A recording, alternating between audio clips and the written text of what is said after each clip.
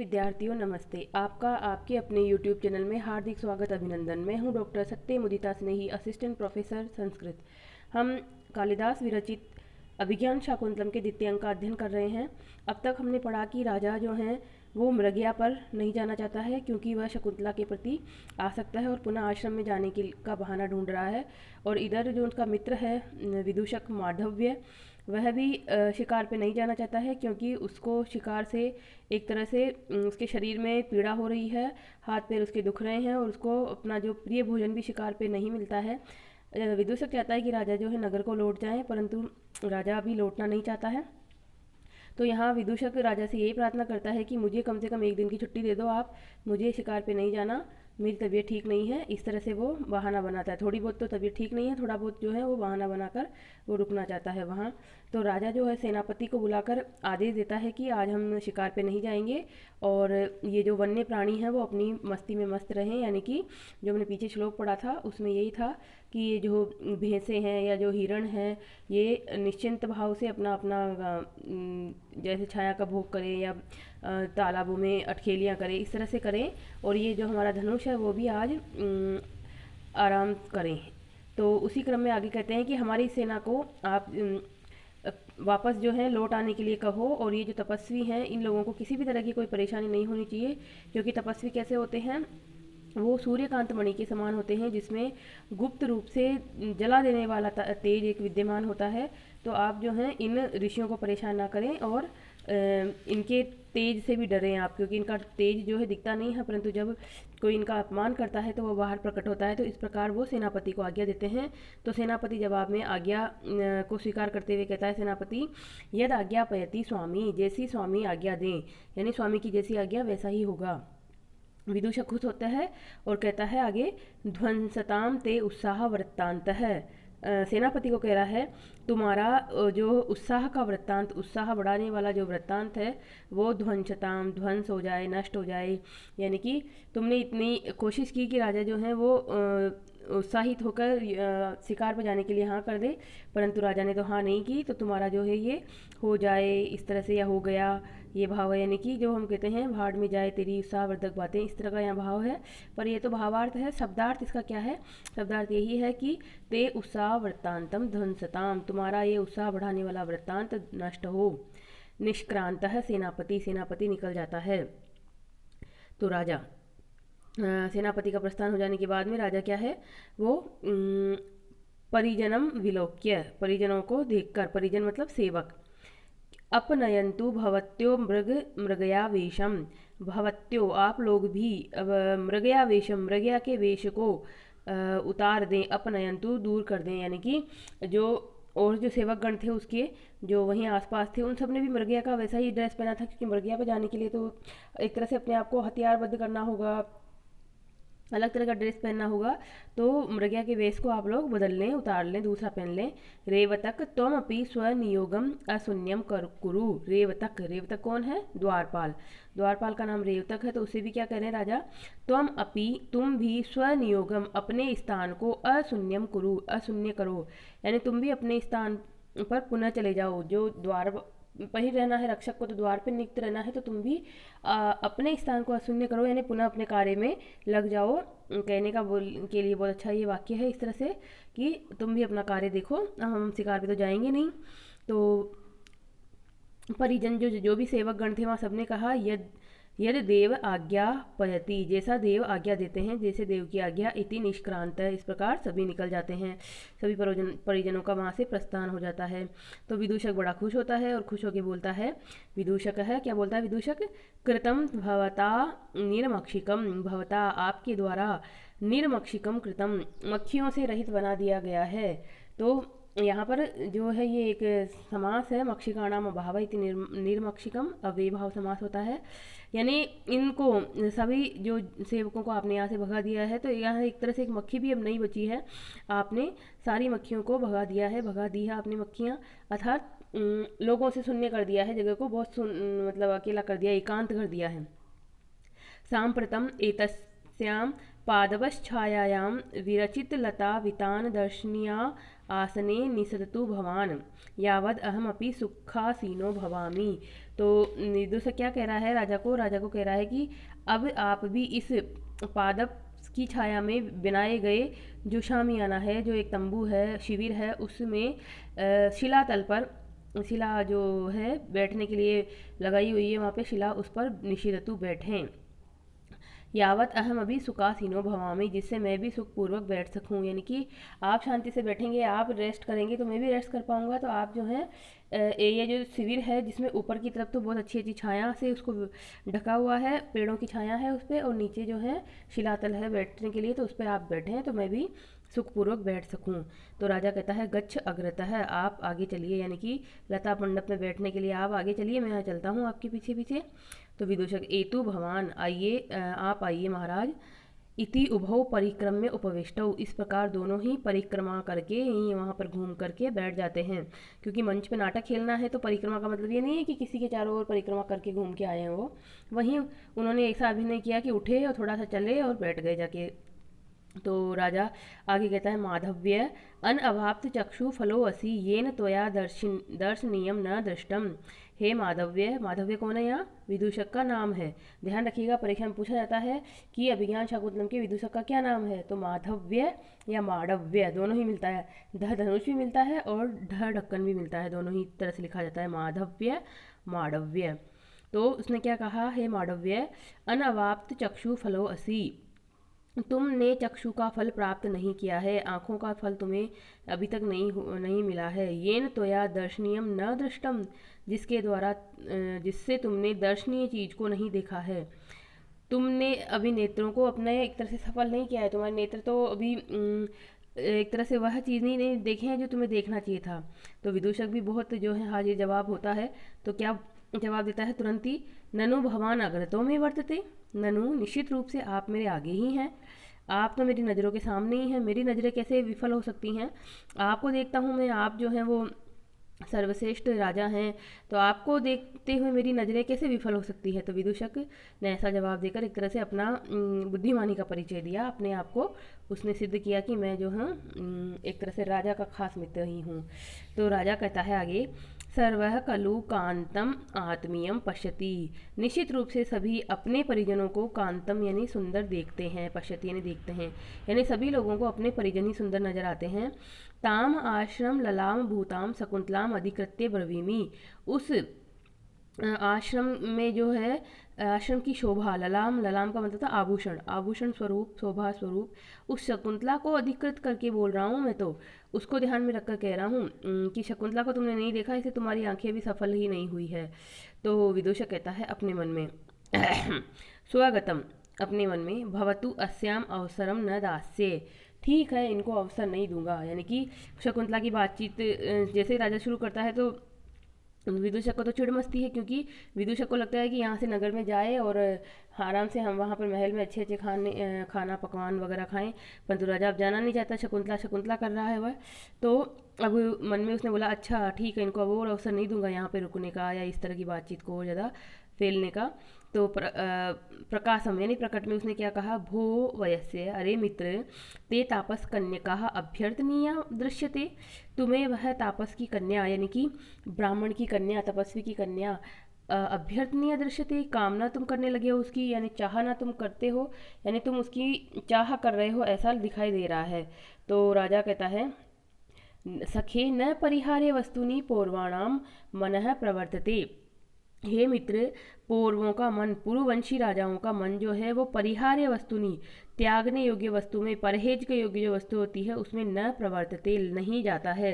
यानी कहने का भाव यह है कि वो जो तपस्वी कन्या है, अगर वो त्यागने योग्य होती मेरे द्वारा तो मेरा मन उसमें रमता ही नहीं, मैंने उसको चाहा है, इसका मतलब ही है कि वो योग्य है, मेरे द्वारा विवाह के योग्य है। और तपस्वी कन्या वो नहीं है, वो किसकी कन्या है? तो वो ये श्लोक बताते हैं और कहते हैं कि किसकी कन्या है वह है।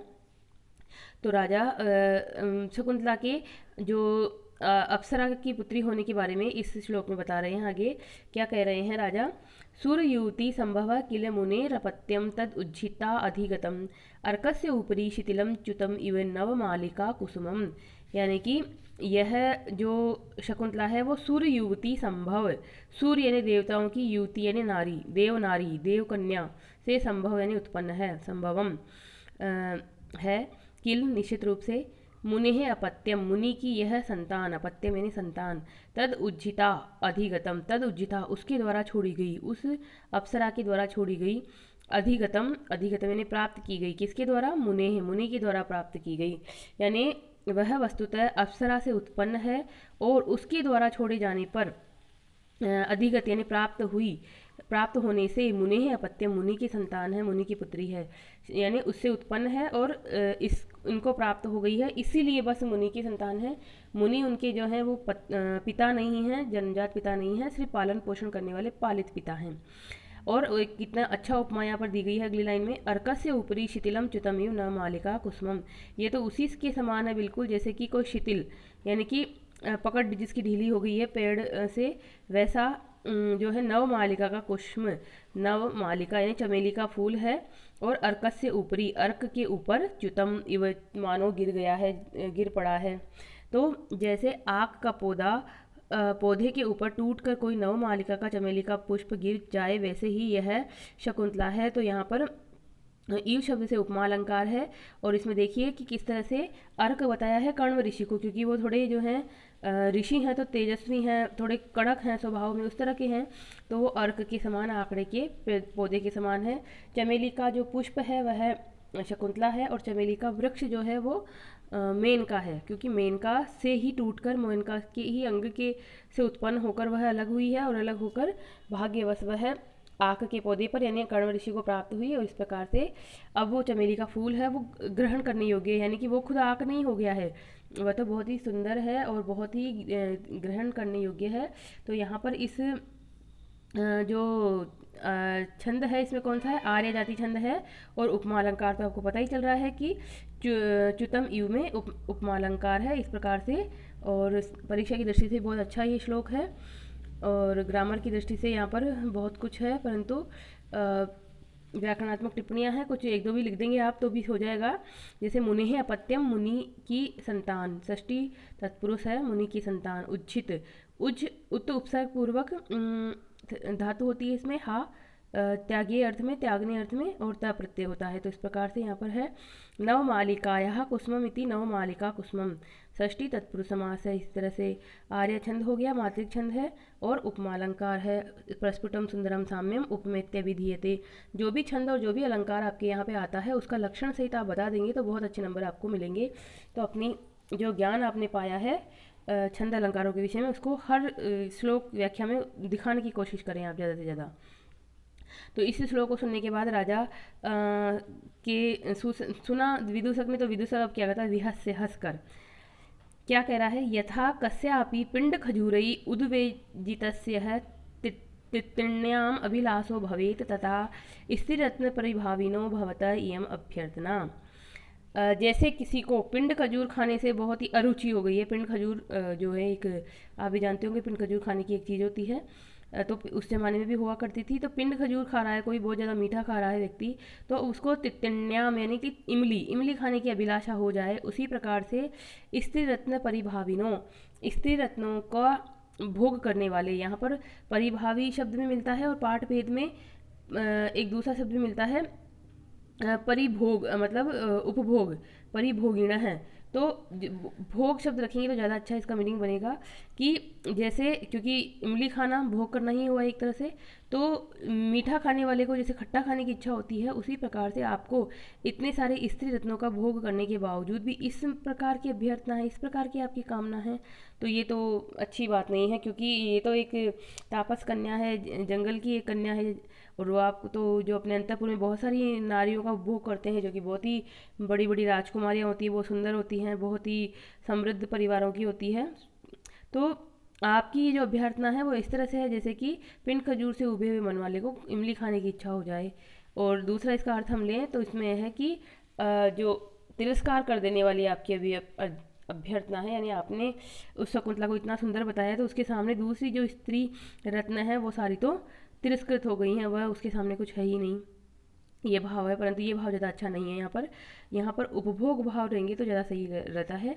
तो राजा ने कहा, न तावद एनाम पश्यसी येन एवं अवादी, तुमने उसको नहीं देखा है इसीलिए इस प्रकार कह रहे हो, कह गए। तुम देख लेते तो तुम कह ही नहीं सकते थे कि अंतःपुर की नारियाँ उसके सामने कैसी हैं, कम है या ज़्यादा हैं। तो विदुषक कहता है, तत्खलु रमणीयम यद भवेतो अपि विस्मयम उत्पादयति, तो निश्चित रूप से वह सुंदर ही होगी, रमणीय ही होगी, जो आपको भी विस्मय उत्पन्न कर रही है, आपको भी आश्चर्यचकित कर रही है उसकी सुंदरता, तो निश्चित रूप से वो बहुत ही सुंदर होगी, बहुत ही अच्छी होगी। तो राजा कहता है, वयस्य किम बहुना, मित्र और क्या कहूँ। तो ये जो श्लोक आ रहा है ये परीक्षा की दृष्टि से बहुत बहुत उपयोगी है। अब राजा जो है एक तरह से शकुंतला के सौंदर्य के विषय में जो कह रहा है, तो विधाता ने जिस तरह से उसको बनाया है उसके बारे में इसमें कहा जा रहा है श्लोक में। और इसमें जो है वो वसंत तिलका छंद के माध्यम से कहा जा रहा है। क्या कहा जा रहा है, उक्ता वसंत तिलका तब जा जब है, ये इसका लक्षण होता है। तो देखिए, चित्रे निवेश्य परिकल्पित सत्वयोगा रूपोच्चयेन मनसा विधिना कृतानु स्त्रीरत्नषष्टिरपरा प्रतिभाति सा मे धातुर्विभुत्वमनुचिन्त्य वपुश्च तस्या। तो इस प्रकार से उक्ता वसंत तिल का छंद है इसमें। और अब देखिए, विधाता की जो कल्पना है, विधाता की जो सृष्टि क्रिया है उस पर ही आश्चर्य करता हुआ राजा क्या कह रहा है, राजा कह रहा है कि मानो विधाता ने उसे क्या किया है, चित्रे निवेश से, चित्र में निवेशित करके, चित्र बना करके, परिकल्पित सत्व योगा, सत्व यानी प्राण का, योग यानी संचार किया है, परिकल्पित यानी डाले हैं, प्राणों का संचार किया है। यानी विधाता ने पहले एक चित्र बनाया, उस चित्र में जितनी तरह से उसका सुधार करना संभव था उतना तरह से सुधार किया और फिर उसमें प्राणों का संचार किया। इस प्रकार से रूपोच्चेन मनसा विधिना कृतानु, मनसा विधिना, विधि के द्वारा, विधि यानी ये जो ब्रह्मा भगवान है उनके द्वारा, मनसा मानसिक सृष्टि के रूप में, रूपोच्चयेन कृतानु, रूप का संग्रह कर दिया है। रूप एक जगह से, सारा रूप का खजाना एक ही जगह ला दिया है। और ये उनकी मानसिक सृष्टि है, क्योंकि अगर हाथों से बनाते तो कुछ ना कुछ गलती हो ही जाती, उन्होंने अपने मन से उसको बनाया है, इसलिए उसमें किसी प्रकार की कोई त्रुटि नहीं है। स्त्री रत्न सृष्टि अपरा प्रतिभाति सामे, में मुझे वह स्त्री रत्नों में अपरा सृष्टि, अद्वितीय अनुपम सृष्टि यानी रचना प्रतीत होती है, प्रतिभाति यानी प्रतीत होती है, यानी कि जितनी भी स्त्रियां बनाई गई हैं उन सब में रत्न स्वरूप है वो, और बिल्कुल अद्वितीय है, उसके समान कोई है ही नहीं, इस प्रकार की मुझे प्रतीत होती है। धातु विभत्वम अनुचित्य वपुष तस्या, तस्या वपु उसके शरीर को, और धातु विभत्वम, धातु यानी विधाता, विधाता के विभुत्व को, शक्तिमत्ता को, जो सर्वशक्तिमत्ता को अनुचिंत्य सोच करके मैं ऐसा सोचता हूँ। तो ये लाइन जो है, नीचे वाली लाइन में इस तरह से बन जाएगी ये कि विधाता की जो है वो सर्वशक्तिमत्ता को और उसके शरीर को देख करके मैं ये सोचता हूँ कि उसे चित्र में पहले बना करके फिर उसके बाद प्राणों का संचार किया गया। विधाता ने मानसिक सृष्टि के द्वारा उसमें रूपों का समूह एक जगह इकट्ठा कर दिया है, और वह जो है स्त्री रत्नों में बिल्कुल अद्वितीय अनुपम सृष्टि प्रतीत हो रही है मुझे। इस प्रकार से यहाँ पर वसंत तिल का छंद है। और अलंकार यहाँ पे कौन सा है, तो देखो अलंकार यहाँ पर है, एक तो संदेह अलंकार है। क्यों, क्योंकि यहाँ पर एक बात कही उन्होंने, मनसा नु, मनसा नु यानी संदेह की, एक तरह से नु शब्द से संदेह प्रकट हो रहा है। और यहाँ पर अतिशयोक्ति अलंकार भी है, अपरा षष्टि के द्वारा अभेद में भेद रूप जो है वो अतिशयोक्ति है। तो अतिशयोक्ति अलंकार में क्या होता है, उपमेय का निगरण करके उपमान के साथ उस उपमेय के अभेद का ज्ञान करवा दिया जाता है, यानी उपमेय तो दब जाता है, निगरण हो जाता है, और उपमान ही वहाँ पर झलकता रहता है। तो इस प्रकार दोनों में अभेद ही हो जाता है। तो सिद्ध्यत्वे अध्यवसाय से अतिशयोक्ति निगद्यते, साहित्य दर्पण में जो लिखा है इसका लक्षण, उसके अनुसार यहाँ पर अभेद में भेद स्वरूप अतिशयोक्ति है। और काव्यलिंग अलंकार भी है यहाँ पर, क्योंकि चतुर्थ जो पाद है धातुर विभुत्व वाला, वह प्रथम 3 पादों का कारण है, क्योंकि विधाता की सर्वशक्तिमत्ता कैसे पता चल रही है। विधाता कुछ भी कर सकता है, विधाता कुछ भी बना सकता है। तो उसका जो ये शरीर था जिसको उसने इतना सुंदर बनाया, उससे यहाँ पर कारण है। तो प्रथम 3 पादों में कारण है, अंतिम कार्य है। उस रूप में यहाँ काव्यलिंग अलंकार भी है। वसंत का छंद है ही, मैंने आपको बता दिया है। अब आगे देखते हैं हम आगे। इसमें ग्रामर भी है बहुत सारी। तो जैसे समास की दृष्टि से आप यहाँ पर ले सकते हैं रूपोच्चयेन, रूप का उच्चय, रूपस्य उच्चयेन, रूप का समूह है। मनसा, मनसा यानी तृतीय विभक्ति एक वचन है। यहाँ पर विधि नाम में भी तृतीय विभक्ति एक वचन है। और नु से संदेह व्यक्त होता है, तो यहाँ पर है। और आगे देख लीजिए, इसमें अपरा से यहाँ पे दूसरा भाव भी लिया जाता है कि दूसरी सृष्टि है। दूसरी सृष्टि यानी अन्य जो स्त्रियां हैं, कुछ सुंदर स्त्रियां हुई है इतिहास में, जैसे देवी लक्ष्मी, तिलोत्तमा, उर्वशी, इनको भी लेते हुए इसका अर्थ ऐसे भी लग सकता है कि प्रथम सृष्टि तो वो थी और दूसरी सृष्टि शकुंतला है। तो इस प्रकार से यहाँ पर है। और बहुत ही ये सुंदर है।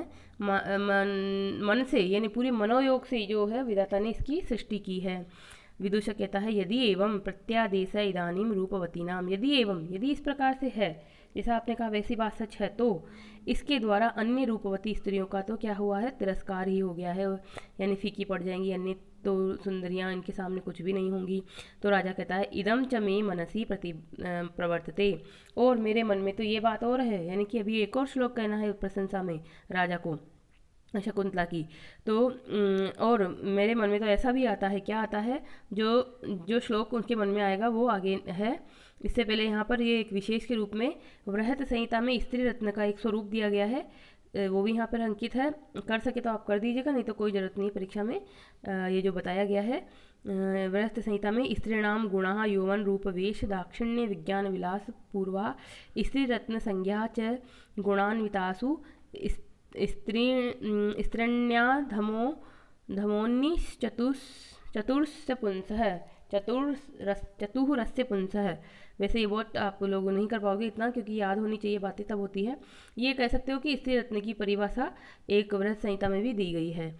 तो अब राजा जो अगला जो श्लोक कहता है उसकी सुंदरता में, उसकी प्रशंसा में, ये बहुत ही सुंदर श्लोक है और परीक्षा के लिए भी बहुत बहुत उपयोगी है। शिखरणी छंद में है, तो देखिए हम इसको गा लेते हैं ताकि आपको याद हो भी सके ये। और शकुंतला का सौंदर्य वर्णन या चरित्र चित्रण जहाँ आए वहाँ आप इस श्लोक को अवश्य लिखिएगा। तो देखिए इसमें क्या है शिखरणी छंद में, अनाघ्रातं पुष्पं किसलयमलूनं कररुहैरनाविध्यं रत्नं मधुनवमनास्वादितरसम् अखण्डं पुण्यानां फलमिव च तद्रूपमनघं न जाने भोक्तारं कमिह समुपस्थास्यति विधि, कमिह समुपस्थास्यति विधि रसैरुद्रैश्चिन्नाय मनसबलागः शिखरिणी। तो इस प्रकार से 17 वर्णों वाला शिखरिणी छंद है, जिसमें 6 और 11 पर यदि यति होती है, रस 6, रुद्र 11। तो इस प्रकार से यहाँ पर देखिए बहुत ही अच्छा मालोपमा जो है अलंकार के माध्यम से यहाँ पर इस छंद में बहुत सारी उपमाएं प्रस्तुत कर दी गई है एक शकुंतला के लिए। और इसमें क्या क्या उपमाएं हैं देखिए। शकुंतला कैसी है, अनाघ्रातम पुष्पम, नहीं सूंघे हुए फूल के समान है। अनाघ्रात, आघ्रात, अनाघ्रात, पुष्प के समान है, यानी कि ऐसा फूल जिसे किसी ने सूंघा ही नहीं है। तो फूल में जो है वो जो जैसे भगवान की चढ़ाया जाता है तो बिल्कुल ताज़ा पुष्प चढ़ाया जाता है, किसी का सूंघा हुआ, किसी के द्वारा यूज़ किया हुआ पुष्प नहीं चढ़ाया जाता है। तो एक तरह से यह जो शकुंतला है वो निष्कलंक है और किसी के द्वारा भी भोगी हुई नहीं है, बिल्कुल एक तरह से साफ सुथरी नारी है, कन्या है। किसलयम अलूनम कर रूहई यानी नाखूनों के द्वारा, अलूनम नहीं छेदा गया, किसलय है यानी कोमल पत्ता है। वसंत के बाद जो लाल लाल कोमल कोमल पत्ते आते हैं पेड़ों पर, उसको कहा जाता है किसलय। तो नाखूनों से छेदी नहीं गई है, यानी कि किसी भी के द्वारा जो है कामोपभोग नहीं किया गया। इसका प्रेम किसी से भी नहीं हुआ है। एक तरह से ये मेरे प्रति प्रेम प्रकट कर रही हो, पहला प्यार इसका मैं ही हूँ। तो इस प्रकार का भाव भी इसमें है। अनाविद्यम रत्नम, रत्न है पर कैसा रत्न? अनाविद्यम, नहीं बींधा हुआ रत्न है, जिसको किसी भी तरह से काम में लिया नहीं गया है अभी, ऐसा रत्न है, बिल्कुल फ्रेश, जैसे कहीं से निकलता है समुद्र से या कहीं से, वही रत्न है। मधु नव नवम अनास्वादित रसम, अनास्वादित, बिना आस्वाद किया हुआ, किसी के द्वारा भी नहीं आस्वाद किया गया मधु है, शहद है, और नवम बिल्कुल नवीन है, और अनास्वादित रस है, यानी कि जिसका ऐसा नया मधु है, ऐसा नया शहद है जिसका रस पान अभी किसी ने भी नहीं किया है। अखंडम पुण्यानाम फलमेव च तद्रूपम अनघम, अखंड पुण्यों के फल के समान, अखंड अखंडित बहुत सारे पुण्यों के फल के समान उसका निष्कलंक रूप है, जो कि कैसा है? बिल्कुल मनुष्य को तब मिलेगा वह रूप जब उसने बहुत सारे पुण्य इकट्ठे कर रखे होंगे, संचित कर रखे होंगे, तो उसके बदले में भगवान उसे शकुंतला को देगा भोगने के लिए। तो न जाने भोक्तारम, अब यहाँ पे जो शब्द है एक तरह से जिज्ञासा भी है राजा के मन में कि न जाने कौन इसका भोक्ता होगा। कमी है समुपस्ताशति विधि, विधि यानी विधाता के द्वारा किसे, कमी है यानी किसे, भोक्तारम इसके भोक्ता के रूप में उपस्थास्यति उपस्थित करेगा, यानी किसे इसका उपभोक्ता बनाएगा विधाता, ये न जाने, नहीं जानता हूँ। यानी कि राजा के मन में एक दुविधा भी है कि हो सकता है कि मैं ही उसका भोक्ता बनूं, मेरे से इसका विवाह हो, पर हो सकता है कि ना हो, मेरे इतने अच्छे पुण्य ना हो कि वो मुझे मिले। तो एक तरह से यहाँ पर किसी को अच्छी पत्नी मिलना, अच्छी प्रेमिका मिलना भी उसकी जीवन भर की पुण्यों का फल होता है। तो यहाँ पर ये बात भी प्रकट होती है कि स्त्री जो है वो अच्छी हो, किसी की चरित्रवान हो, सुंदर हो, तो इसका मतलब है कि उस इंसान ने बहुत ही पुण्य किए होंगे, तब उसे उस तरह की स्त्री मिली है। तो यहाँ पर शिकरणी छंद के माध्यम से कहा जा रहा है। और इसमें कौन सा अलंकार बताया मैंने आपको? मालोपमा अलंकार बताया। मालोपमा अलंकार में क्या होता है? इसमें लक्षण होता है मालोपमा यद एकस्य उपमानम बहुदृश्यते। मालोपमा तब कही जाती है जब एक उपमेय के एक से अधिक उपमान देखे जाते हैं। यानी माला में जिस तरह से अनेक प्रकार के पुष्प गुम्फित किए रहते हैं, उसी प्रकार से एक ही वाक्य में उपमेय के लिए सजातीय या विजातीय बहुत सारे उपमानों का एक ही जगह योजना कर दी जाती है, तो वह माला के समान होने से मालोपमा अलंकार कहा जाता है। तो ये आप जरूर लिखिएगा, परीक्षा के लिए बहुत उपयोगी है ये।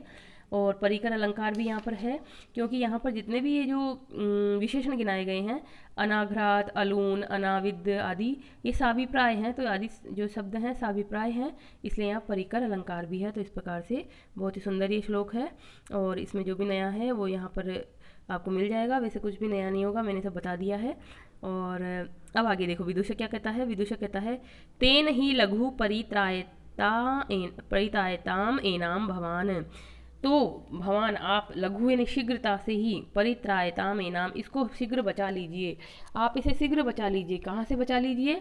तो आगे पढ़िए। माँ कस्यापि तपस्विन इंगुदी तेल मिश्र चिंकण शीर्षस्य हस्ते पतिष्यति, जिससे कि कहीं वह किसी ऐसे तपस्वी के हाथ न पड़ जाए जो कि इंगुदी के तेल को माथे में लगाने की वजह से बहुत चिकने सिर वाला है। यानी कि ऋषि मुनि जो थे वो इंगुदी नाम का एक फल होता था, उसका तेल निकाल कर उसी को माथे में लगाते थे। तो कहने का भाव यह है कि ऐसा ना हो कि वो किसी तपस्वी से ही उसका विवाह हो जाए, आप शीघ्रता कीजिए और उसे उस स्त्री रत्न को आप ही स्वीकार कीजिए। आपके ही योग्य है वो, किसी और के हाथ में पड़ेगी तो उसकी दुर्दशा ही होगी। तो आप उसे बचा लो, एक तरह से आप उसे जल्दी से विवाह कर लो और आप उसे अपना बना लो। तो इस प्रकार से कहता है। तो राजा क्या कहता है? परवती खलु तत्र भवती न च सन्निहितो अत्र गुरुजन है। निश्चित रूप से वह देवी जो है परवती है, परवश है, पराधीन है, क्योंकि राजा को ये पता चल चुका था कि जो ये शकुंतला है वह इसकी शादी तो होगी, परंतु पिता कर्ण जो फैसला करेंगे वही ये मानेगी, वही इसको करना है। तो वह पराधीन है, और इस समय उसके गुरुजन भी, उसके पिता वगैरह जो बड़े लोग हैं वो भी सन्निहितः न, पास में नहीं है, यानी कि वो तीर्थ पे गए हुए हैं, लंबी यात्रा पे गए हुए हैं, तो वो भी यहाँ नहीं है। तो मैं कैसे मतलब उसका विवाह का प्रस्ताव कहाँ लेकर जाऊँ, कैसे उसको अपना बनाऊँ, ये इसका भाव है। तो उसके माता पिता तो यहाँ है ही नहीं, माता तो वैसे भी नहीं है, और पिता कर्ण जो हैं वो भी कहीं दूर गए हुए हैं। तो विदुषक कहता है अत्र भवन्तम अंतरेण कीदृशः तस्य दृष्टि राग है। अच्छा चलो एक जवाब दीजिए। विदुषक पूछ रहा है अत्र भवन्तम आपके प्रति कीदृश कैसा है, तस्याः दृष्टिराग उसका दृष्टि का राग, उसकी आंखों में आपके प्रति क्या प्रेम दिखा, क्या कोई भाव था प्रेम का। तो विदूषक को ये जवाब राजा क्या देगा, राजा जवाब दे रहा है निसर्गात एव अप्रगल्भः तपस्वी कन्या जनः तथापि तू तपस्वी कन्या जन तपस्वी लोगों की कन्याएं यानी तापसी जो कन्याएं हैं वो निसर्गात एव स्वभाव से ही अप्रगल्भ है, बहुत ही भोली भाली होती हैं, बहुत ही लज्जाशील होती हैं। तथा पीतु फिर भी मैं कह सकता हूँ, क्या कह सकता हूँ उसके विषय में वह एक बात कह रहा है, श्लोक के माध्यम से कह रहा है कि बोल के तो उसने मुझे कुछ नहीं बताया, परंतु अपने हाव भावों से, अपने उसकी आंगिक चेष्टाओं से मुझे ऐसा लगता है कि वह मुझसे प्रेम करती है। तो यहाँ जो ये श्लोक पढ़ा जा रहा है आगे, तो देखिए ये श्लोक है आपका द्रुत विलंबितम छंद में। अभिमुख्ये मयि संहृतम ईक्षणम हसितम अन्य निमित्त कृतोदयम विनयवारित वृत्ति अतस्तया न विव्रतौ मदन न च संवृतः। तो राजा कह रहा है उसके हाव भावों को देखकर जो उसको फील हुआ वह बता रहा है, क्या बता रहा है कि मई अभिमुखे संरतम ईक्षणम, मई अभिमुखे मेरे अभिमुख होने पर, मेरे सामने पड़ने पर, ईक्षणम संहृतम दृष्टि उसने झुका ली, संहृतम नीचे कर ली, यानी मैंने जब उसको देखना शुरू किया तो मेरे सामने देखने पर उसने दृष्टि अपनी झुका ली। हसितम अन्य निमित्त कृतोदयम, अन्य निमित्त कृतम अन्य बहाने से ही, हसितम हंसा गया, यानी कि कोई हंसने की बात नहीं थी फिर भी उसने हंसा, मतलब जिसे कहते हैं ना लड़की हंसी तो फंसी, इस तरह का भाव जो है वो भाव प्राचीन काल से अभी तक भी चला जा रहा है कि उसने मेरे प्रति अच्छी प्रतिक्रिया दी थी और वह किसी दूसरे बहाने से हंस पड़ी थी। विनय वारित वृत्ति ही अतस्तया, अतः उसके द्वारा विनय वारित वृत्ति, विनय यानी जो है शीलता, जो है एक तरह से संस्कार मर्यादा की वजह से अपनी वृत्ति को उसने वारित यानी रोक लिया, अपने काम भाव को प्रकट नहीं किया, उसने रोक लिया। तया तया यानी उसके द्वारा, न विव्रत मदन न च समृत है, मदन यानी काम भाव जो था न विव्रत है बहुत ज़्यादा न खुला खोल के प्रकट किया गया, न समृत और नहीं छुपाया गया, यानी कि जिसको प्रकट करना था उससे तो प्रकट कर दिया, मेरी तरफ प्रकट करना था तो प्रकट कर दिया, पर तो अपनी सखियों से इनसे छुपाना था तो उनसे छुपाते हुए उसने प्रकट कर दिया, तो प्रकट करने योग्य के सामने प्रकट कर दिया। गोपन अवस्था होती है काम की, किससे आपको गुप्त रखनी चीज़ें और किसके सामने प्रकट करनी है, इस तरह से यहाँ पर भाव है।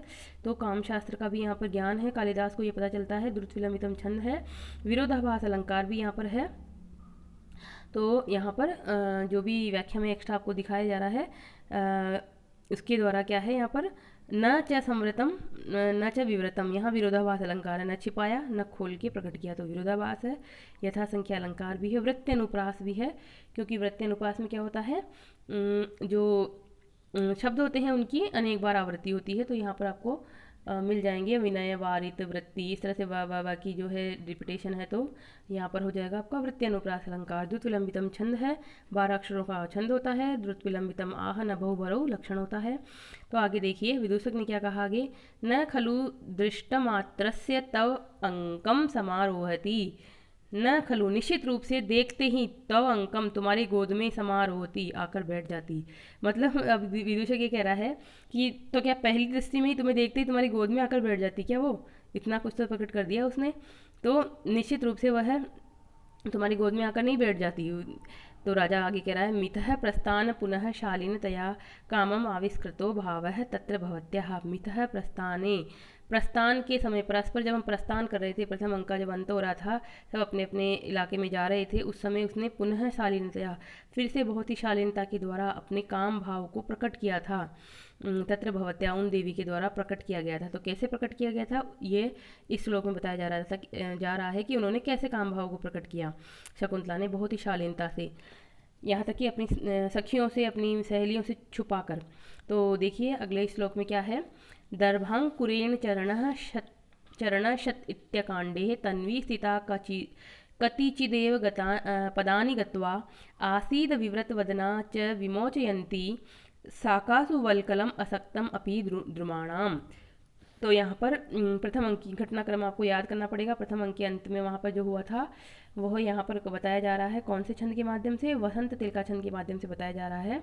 वसंत तिलका में वही 14 अक्षर उगते हैं, उक्ता वसंत तिलका तब जा जगो गए। तो दर्भांकुर चरण शत इति अकांडे, दर्भ के अंकुर से चरण शत, चरण जो है वो शत हो गया है, यानी चरण में चुभ गया है, पैरों में चुभ गया है कांटा, दर्भ का अंकुर उस पर चुभ गया है, इसी इति इस प्रकार अकांडे बिना अवसर पर ही उसने क्या किया था, तन्वी उस तन्वी ने कतिचित पदानी गत्वा स्थिता, कुछ कदम चलकर ही स्थित हो गई थी, यानी कि कुछ कदम चलने के बाद ही, कुछ पैर आगे बढ़ाने के बाद ही उसने क्या कहा, अरे मेरे पैर में तो कांटा चुभ गया है। इस प्रकार से बिना अवसर के ही, यानी बिना कांटा चुभे ही उसने इस प्रकार से कहकर कुछ देर के लिए वहाँ स्थित हुई।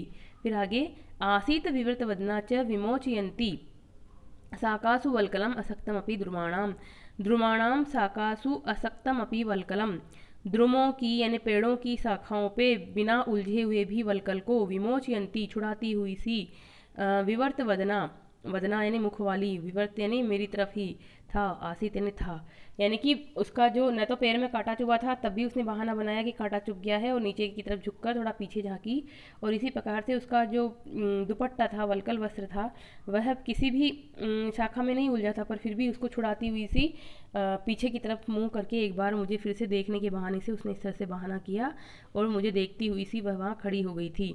तो इससे पता चल रहा है कि वह कुछ कहना चाहती थी परंतु कह तो नहीं पाई, बहुत ही शालीनता से उसने इस तरह से अपना मनोभावों को व्यक्त कर दिया। तो यहाँ पर इस प्रकार से है। और कौन सा छंद बताया मैंने, वसंतिल का छंद है इसमें। और अब देख लीजिए इसमें जो अलंकार हैं, वो तो अलंकार कौन से हैं इसमें, यहाँ पर विरोधाभास अलंकार है यहाँ पर भी, क्योंकि उसने क्या किया यहाँ पर असक्तम अपि विमोचयंती में विरोधाभास है, बिना लगे भी हटाती हुई, यानी उसका दुपट्टा कहीं उलझा ही नहीं है फिर भी हटा रही है, यानी विरोध है यहाँ पर। और इस तरह से यहाँ पर परिहार भी है, क्योंकि ब्याज यानी बहाना होने से परिहार है। और विवर्त वदना भावाविष्करण का हेतु है, अतः उसका कार्य के साथ अभेद रूप में वर्णन होने से हेतु अलंकार भी है। हेतु अलंकार क्या होता है, जहाँ हेतु होता है तो उसने अपना मुंह जो है मेरी तरफ करके अपने भावों को प्रकट कर दिया, इस प्रकार का हेतु है। यानी कि भावों को प्रकट करने का हेतु किससे पता चल रहा है कि मेरी तरफ मुख करना, यानी मेरी तरफ अपने भावों को प्रकट कर रही थी वो। तो इस प्रकार कार्य के साथ अभेद रूप में वर्णन है कारण का, इसलिए हेतु अलंकार भी यहाँ पर है। और ये जो एक शब्द आया यहाँ पर व्याजोक्ति भी है, दोनों वाक्यों में व्याज से बहाने से उसने कुछ छिपाया है और कुछ वर्णन किया है, इसलिए व्याजोक्ति अलंकार भी है। ऋण रण में छे का अनुप्रास है, तो ऋण और रण कहाँ से आया, ये देखिए दर्भांकुरेण चरण है, तो ऋण रण है, यहाँ पर हमें वृत्त्यानुप्रास ये छे का अनुप्रास अलंकार भी मिल जाता है। छे का अनुप्रास में क्या होता है, एक बार ही किसी शब्द की आवृत्ति होती है, तो रण रण ये आवृत्ति हुई एक बार, तो छे का अनुप्रास अलंकार हुआ। अब इस प्रकार विदूषक आगे क्या कहता है, तेन ही गृहीतम प्राथेयो कृतम त्वया उपवनम तपोवनम इति पश्यामि, तब तो आप जो है मार्ग के लिए पाथेय होता है पथ, यानी मार्ग में खाने योग्य नाश्ता जो होता है उसको कहते हैं एक तरह से कलेवा, तब तो मार्ग के लिए आपके लिए कलेवा बांध लेता हूँ मैं, बांध लो आप, क्योंकि आपका एक तरह से पाथेय हो गया ये तो शकुंतला तो। और आपने तो क्या किया, इस तपोवन को उपवन बना दिया है, एक तरह से व्यंग्य कर रहा है राजा पे कि आप तो तपोवन में भी इस तरह की संगारिक चेष्टाएं करके आ गए हो, तो आपने तपोवन को भी उपवन बना दिया है, अपने जो है ये भी नहीं सोचा कि ये तो तपोवन है, तो आपने तो तपोवन को भी उपवन बना दिया है। तो राजा क्या कह रहा है आगे, सखे तपस्वी भी केचित परिज्ञातो अस्मि, हे मित्र कुछ तपस्वियों के द्वारा मैं जान लिया गया हूँ कि मैं जो है राज का सेवक नहीं हूँ, राज का अधिकारी नहीं हूँ, अपितु राजा ही हूँ, ऐसा कुछ तपस्वियों ने मुझे जान लिया है।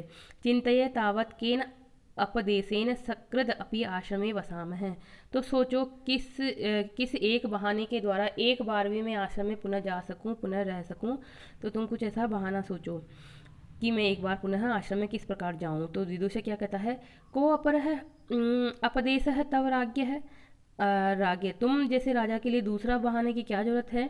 निवार षष्ठ भागम अस्माकम उपाहरंती, निवार का छठा भाग हम लोगों को दे दीजिए, इस प्रकार कहो और वहाँ चले जाओ। निवार क्या होता है, एक जंगली धान होता है जिसको ये लोग उगाते हैं, स्वतः ही उग जाता है, परंतु जब इनको ज़्यादा आवश्यकता होती है तो उसको उगाते भी हैं।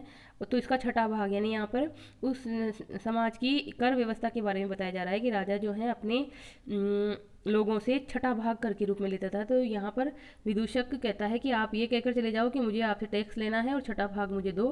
तो राजा एक तरह से मूर्खता प्रकट कर, राजा विदूषक की मूर्खता पे कहता है, उसे क्या कहता है, राजा कहता है मूर्ख, अन्यत भाग ध्येयम एतेषाम रक्षणे निपतति यद रत्न राशीन अपि विहाय अभिन्द्य अभिन्द्यम, यानी कि मूर्ख, अरे मूर्ख, ये जो लोग हैं वो अन्य प्रकार का ही जो है हमें कर देते हैं, जो है अन्यत भाग देयम एतेषाम रक्षणे निपतति, इनकी रक्षा के लिए हमें ये अलग प्रकार का ही कर देते हैं, जो रत्न राशियों को भी छोड़कर उनको भी मतलब उनकी भी निंदा करता है। रत्न राशियों भी उसके सामने कुछ नहीं है।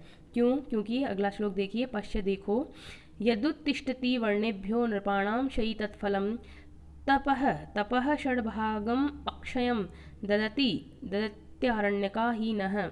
ये जो आरण्यक लोग हैं, जंगल में रहने वाले जो तपस्वी हैं, ये क्या करते हैं? तपः षड्भागम, तपस्या का छठा भाग हमें देते हैं, जो कि अक्षयम, अक्षय है, नाश जिसका नहीं होता है। और जो अन्य से हम लेते हैं अन्य वर्णों से, यद उत्तिष्ठति वर्णेभ्य नृपाणाम शयी तत्फलम, नृपाणाम यानी राजाओं को, यद उत्तिष्ठति जो उठाते हैं, वर्णेभ्य यानी वर्णों से, ब्राह्मण क्षत्रिय वैश्य शूद्र इत्यादि वर्णों से हम जो कर के रूप में अन्य भाग लेते हैं, वह तो क्या होता है? शयी तत्फलम, वह फल तो क्षय कारक होता है, नाश हो जाता है, यानी कि वो तो हमें अन्न धन वगैरह देते हैं जो कि शीघ्रता से नाश हो जाता है, परंतु ये जो तपस्वी लोग हैं हमें जो अपनी तपस्या का छठा भाग देते हैं, उससे न केवल इस संसार में हमें पुण्य मिलते हैं, हमारा अच्छा होता है, हमारे राज्य में अच्छी जो है वर्षा होती है, अच्छा धन होता है, सब कुछ, बल्कि परलोक में भी हमें उसकी वजह से अच्छा पुण्य मिलता है, वो तो कभी नष्ट ही नहीं होता। इस प्रकार से राजा जो हैं तपस्या के फल को जो सामान्य जो धन है उससे अच्छा बताता है। तो इस प्रकार से यहाँ पर व्यतिरेक अलंकार भी है, क्योंकि तपस्या का जो धन है वह अधिक है सामान्य धन से, और यहाँ पर अनुष्टुप नाम का छंद है। तो इस प्रकार से ये भी परीक्षा की दृष्टि से बहुत उपयोगी एक तरह से श्लोक है। तो अब राजा को जो है नेपथ्य से कुछ आवाज़ आती है। क्या आवाज़ आती है? हंत सिद्धार्थौ स्वः, आहा हम दोनों सिद्ध अर्थ वाले हो गए हैं। जो दो ऋषि कुमार है वो कह रहे हैं, और कहते हुए क्या कह रहे हैं, ये तो वापस श्लोक का ही मीनिंग आ गया है यहाँ पर। कह रहे हैं वो हम दोनों कृतार्थ हो गए हैं। अरे अब राजा कान लगा के सुनता है उस बात को, और क्या कहता है? धीर प्रशांत स्वरी तपस्वी भी भवितव्यम, धीर और प्रशांत स्वर के द्वारा ऐसा लग रहा है कि ये कोई तपस्वी हैं। तो द्वारी आकर कहता है, जयतु भरता, स्वामी की जय हो, एतौ द्वे ऋषि कुमारको प्रतिहार भूमौ उपस्थितौ, ये दो ऋषि कुमार जो है प्रतिहार भूमि पर यानी द्वार की भूमि पर, प्रतिहार कहते हैं द्वार को, द्वार की भूमि पर उपस्थित है यानी द्वार पर आ गए हैं। तो राजा कहता है, तेन ही अविलंबितम प्रवेशये तऊ, तो आप उन्हें जल्दी से प्रवेश करवा लाओ, अंदर लाओ।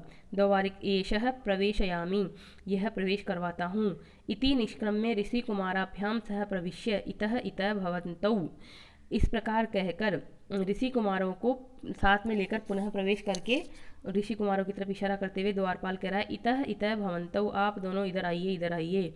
इस प्रकार कहकर वो वहाँ पर उनको ले आता है, और आगे जो भी वाक्य उनका कहा जाएगा वो है, अहो दीप्तिमतो अपि विश्वसनीयता अस्य वपुषः।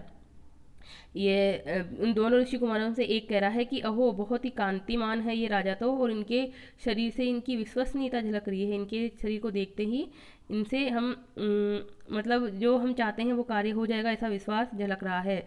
अथवा उपपन्नम एतत् ऋषिभ्यः न अति भिन्ने राजनी, ये जो राजा हैं वह ऋषियों से जो है अलग नहीं है, ऋषियों के समान ही हैं। तो आगे जो क्या कहेंगे हम अगली जो कक्षा में पढ़ेंगे, यहाँ पर भी उनके माध्यम से बताया जाएगा कि राजा में और ऋषियों में ज़्यादा फर्क नहीं होता, राजा भी एक तरह से ऋषि ही हैं।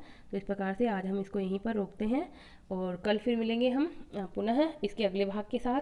तब तक के लिए आप पढ़ते रहिए, खुश रहिए, स्वस्थ रहिए। चैनल पर पहली बार आए हैं तो सब्सक्राइब कर लीजिए, और बेल आइकन को दबाकर ऑल शब्द पे क्लिक कर लीजिए, ताकि इस चैनल पर डाले जाने वाले सभी वीडियो आपको तुरंत मिल जाएं। और किसी भी तरह का कोई सुझाव हो तो यूट्यूब में कमेंट बॉक्स के माध्यम से अवश्य लिखें। वीडियो ज़रूर आपको अच्छा लग रहा होगा, मुझे पूरा भरोसा है अच्छा लग रहा होगा। तो लाइक कर दीजिए, शेयर कर दीजिए, ज़्यादा से ज़्यादा इसको लोकप्रिय बनाइए, ताकि आपके साथ साथ अन्य लोग भी लाभान्वित हों। धन्यवाद। कल फिर मिलेंगे इसके अगले भाग के साथ। तब तक के लिए नमस्कार, धन्यवाद, बहुत बहुत आभार।